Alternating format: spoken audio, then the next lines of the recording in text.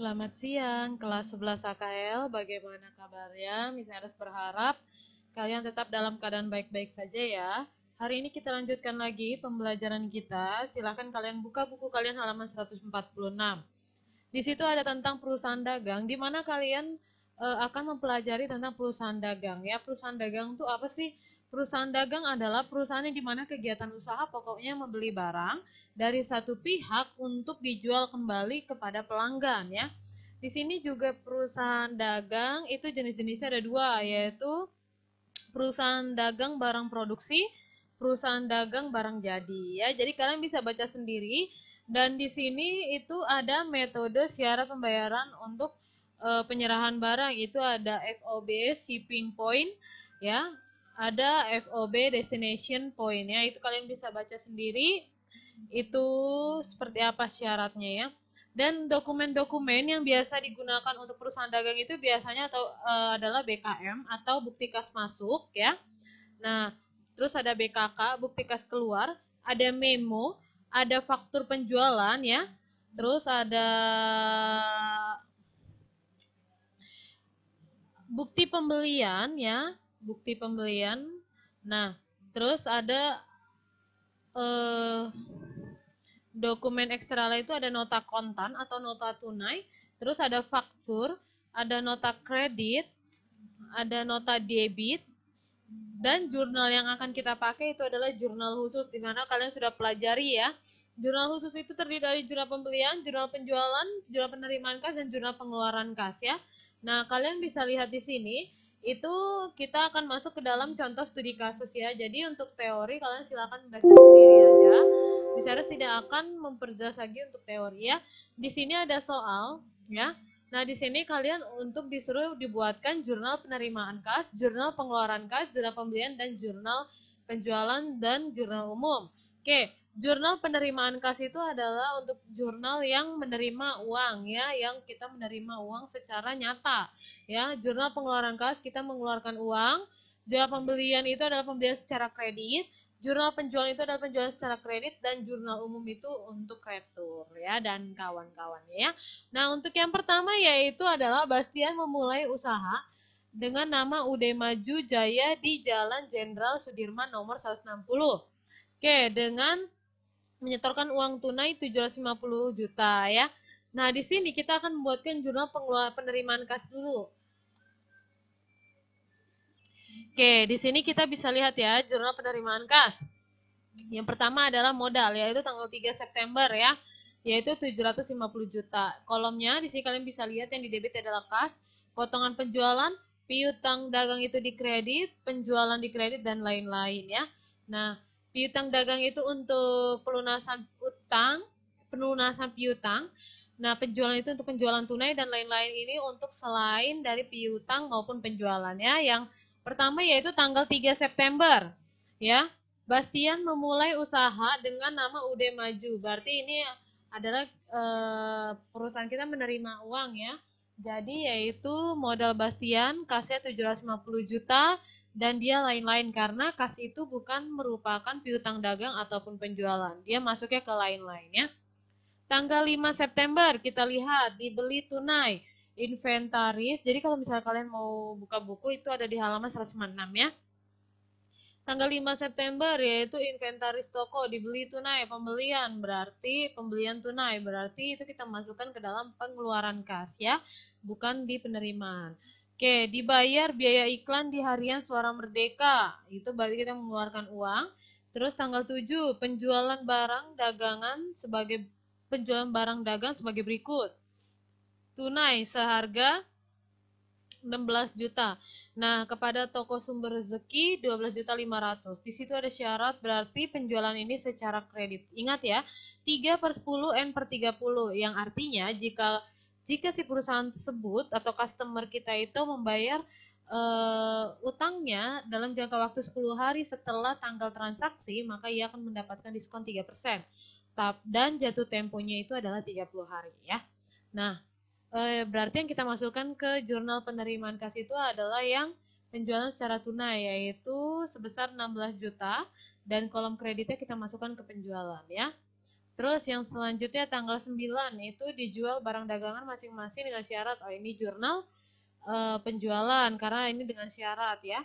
Nah, terus ini dijual, ini ada syaratnya, berarti penjualan kredit ya, diterima nota kredit.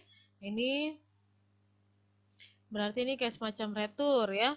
Dibayar upah mingguan pengeluaran, diterima cek dari toko sumber rezeki untuk pembayaran harga pembelian pada tanggal 7 September. Nah, kita lihat ya tanggal 7 September apa? Yaitu dibeli barang dagangan dari PT Indofood 22.500.000. Ini berarti apa ini? Di tanggal 7 September. Oh, yang ini nih yang penjualan ya kan diterima cek dari toko sumber rezeki. Oh ya, diterima cek berarti terima uang yaitu 12.500.000. Oke, kita hitung dari tanggal 7 ke tanggal 16 itu ada nggak 10 hari? 8, 9, 10, 11, 12, 13, 14, 15, 16, 9 hari ya. Berarti dia masuk diskon kena potongan penjualan yaitu sebesar 3% ya. Berarti 3% dikali 12.500.000, maka dia hanya membayar 12.125.000 dengan potongan penjualan 375.000 dan piutang dagang kita semuanya adalah 12.500.000 ya. Terus dibayar utang yaitu adalah pengeluaran penjualan tunai barang dagangan nih tanggal 18. Berarti tanggal 18 penjualan. Nah, 11.650.000. Begitu juga ditaruh di penjualannya 11.650.000 ya. Diterima pembayaran ya, diterima pembayaran dari toko Sabar Subur dan toko Enggal Jaya atas harga penjualan tanggal 9. Nah, kita lihat tanggal 9 itu dia berarti di situ dia ada syarat pembayarannya yaitu 2/10 N/30.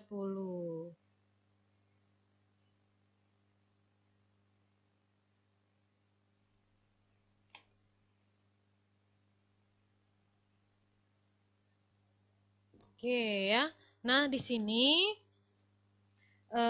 tanggal 19 ya, berarti di sini ketahuan toko Sabar Subur utang kita itu ada utang mereka sama kita ada 14.500.000 ya. Karena dia membayarnya udah 10 hari belum ya? 10, 11, 12, 13, 14, 15, 16, 17, 18, 19. Oke, 10 hari pas berarti dia masih dapat potongan 2%. Berarti 2% dari 14.500.000 adalah 290.000 sehingga dia hanya membayar 14.210.000 ya. Nah, di sini di jurnal penerimaan kasnya yang ada di buku itu salah ya, Naya. Di sini masih ada toko Enggal Jaya. Dia tidak masukkan toko Enggal Jaya tanggal 9. Berarti toko Enggal Jaya pun mendapat 2%. Berarti 13.600.000 dikali 2%. Oke, berarti kasnya itu berarti potongannya adalah 200 ya. Untuk toko Enggal Jaya yaitu 272.000 ya. Nah, berarti karena utangnya itu piutangnya adalah 13.600.000. Piutangnya 13.600.000, silahkan kalian tulis di buku kalian. Baru itu dikurangi 13.600.000. Maka dia hanya membayar 13.328.000. Oke, selanjutnya yaitu tanggal 20 penjualan tunai. Ya, barang dagangan sebesar 7.500.000 ya. Berarti di sini penjualan tanggal 20 7.500.000 dan sini penjualan tunai ya. Tanggal 21 pembelian, tanggal 23 dibayar berarti pengeluaran. Terus tanggal 23 dijual barang dagang kepada toko jago menerima sebuah wesel tanpa bunga. Ya, berarti dia ini nanti masuknya ke jurnal umum ya, karena wesel. Terus tanggal 25 pembelian barang Terus tanggal 26 penjualan tunai. Ya, penjualan tunai berarti penjualan 13.300.000. Lalu di sini adalah penjualan 13.300.000. Lalu tanggal 27 ada syarat berarti dia penjualan secara kredit. Lalu di situ ada pengeluaran ya. Nah, di jumlah ya, di jumlah ini ditambah kas ditambah dengan potong penjualan. Terus yang dikreditnya itu adalah piutang dagang ditambah penjualan ditambah lain-lain. Nah, jika antara debit sama kredit balance berarti kalian berhasil mengerjakan jurnal penerimaan kas ya. Nah, sekarang kita masuk ke jurnal pengeluaran kas. Ya, jurnal pengeluaran kas itu di mana yang mengeluarkan uang ya. Jadi kita lihat tanggal 3 kan tadi masuk ke jurnal penerimaan ya. Sekarang kita lihat tanggal 5 dibeli tunai ya, inventaris toko, perlengkapan toko dan barang dagangan. Nah, berarti yaitu kita masukkan dia ke lain-lain. Nah, pembelian. Jadi kita geledah dulu ya kolomnya. Untuk utang dagang, pembelian itu adalah pembelian secara tunai, lain-lain selain dari yang dua ini, potongan pembelian dan kas ya. Nah, pertama inventaris toko 16 juta, 15 juta maaf. Ini perlengkapan toko 2.500.000 dan dibeli barang dagangan 13 juta. Berarti yang di soal itu kalian coret nolnya 1 ya, harusnya 13 juta. Oke, selanjutnya yaitu dibayar iklan. Yaitu berarti dia masuknya ke lain-lain karena dia bukan merupakan pembelian barang dagangan ataupun yang lainnya, pembelian tunai ya. Nah, 750 ya. Selanjutnya tanggal 14 dibayar upah mingguan pegawai 3 juta ya, berarti selain dari yang pembelian dan ditaruh di lain-lain dan kas ya. Terus selanjutnya 16 diterima cek tadi, 17 dibayar utang kepada PT Indofood atas pembelian 7 September. Atas pembelian 7 September kita beli ke PT Indofood sebesar 22.500 ya. Kita di sini dapat potongan pembelian enggak? Kita hitung ya. 8, 9, 10, 11, 12, 13, 14, 15, 16, 17. Dapat ya, dapat potongan sebesar 3%. Maka 3% dari utang dagang kita ada 22.500. 3%-nya adalah 675.000. Lalu kasnya adalah 21.825 ya.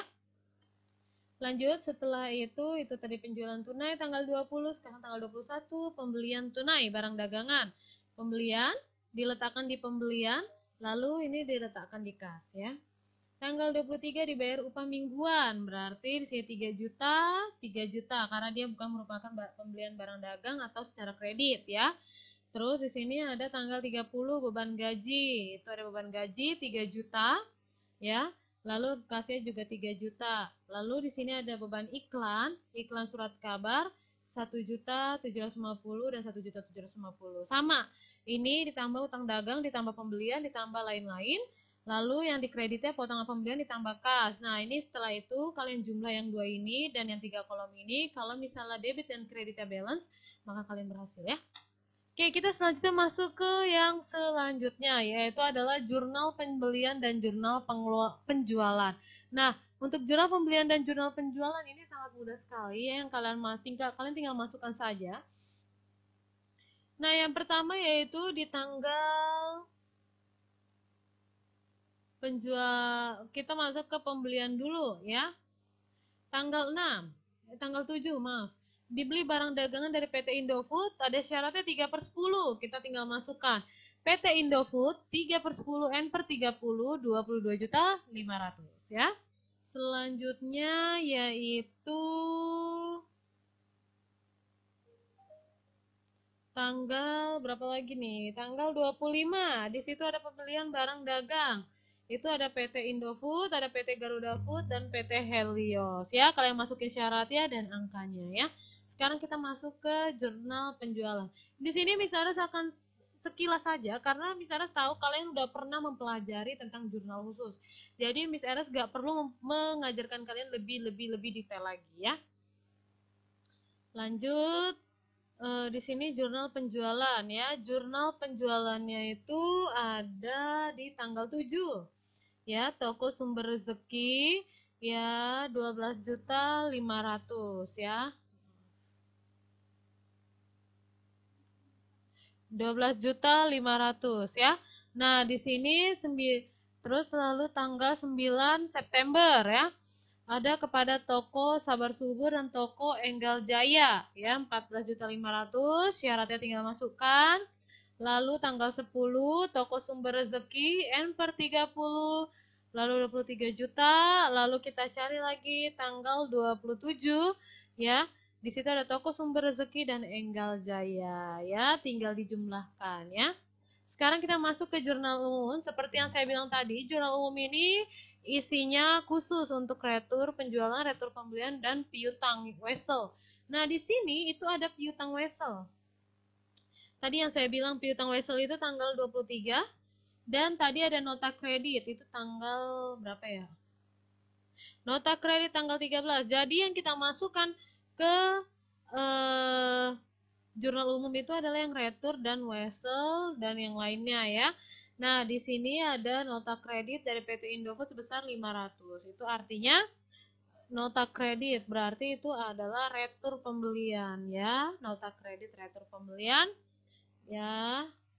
Berarti utang dagang kita itu di debit, retur pembelian di kredit. Kenapa utang dagangnya di debit? Karena utang dagang kalau misalnya di debit ya artinya berkurang. Ya, jadi 500.000 500.000. Dan tanggal 23 dijual barang dagangan kepada toko Jago dengan menerima sebuah wesel tanpa bunga sebesar 14 juta ya. Berarti piutang wesel pada penjualan. Karena ini merupakan piutang ya. Jadi itu aja dari Miss Ernest. Miss Ernest harap kalian bisa memahami setiap pembelajaran yang Miss Ernest buat. Terima kasih untuk kalian yang masih eksis sampai sekarang untuk mengerjakan setiap tugas yang Miss berikan, terus setiap pembelajaran yang Miss berikan ya. Itu saja dari Miss Ernest. Untuk PH2 bahannya yaitu adalah tentang jurnal khusus ya, jurnal khusus yang 5 ini ya. Jadi dipelajari, jangan sampai tidak memahami. Dan untuk tugas ya hari ini yaitu adalah, nah ini kalian materinya sudah pernah pelajari. Jadi Miss Eres tuh nggak perlu khawatir atau nggak yakin kalau kalian nggak bisa mengerjakannya. Oke, silahkan tugasnya kalian buka halaman 206. Oke ya, di situ ada contoh studi kasus 1 dan mohon kerjakan studi kasus 1 ya. Halaman 206, studi kasus 1 dikerjakan, silahkan kirim ke email Miss Ernest yaitu ernestakuntansi@gmail.com ya. Nah, hanya itu aja Miss Ernest jelaskan atau pembelajaran dari Miss Ernest. Miss Ernest tunggu tugas kalian sampai kapanpun, akan tetap Miss Ernest tunggu ya. Tetap belajar, tetap jaga kesehatan, jangan sampai keluar rumah jika tidak penting ya. Hanya itu aja dari Miss Ernest. Sekali lagi Miss Ernest ucapkan terima kasih.